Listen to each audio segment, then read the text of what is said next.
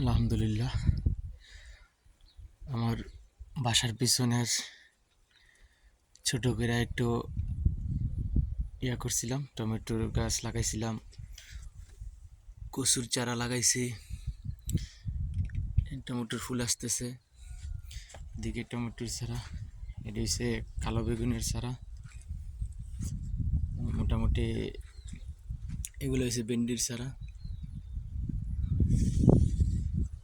এরপরে এইগুলা টমেটো, এইগুলো হচ্ছে ফুলকপির চারা, সাথে পাতাকপির চারা আছে, পাতাকপি ফুলকপি, এবং এগুলো টবের ভিতরে ফুলকপি পাতাকপি আছে। এগুলোরে আবার একদিন সময় করে আবার করতে হবে আর কি। ওইদিকে খালি জায়গা আছে, খালি জায়গায় লাগামো বাসার পিছনে।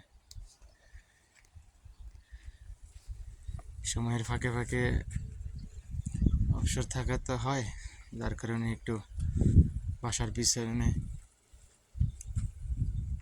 এগুলো করা হয়।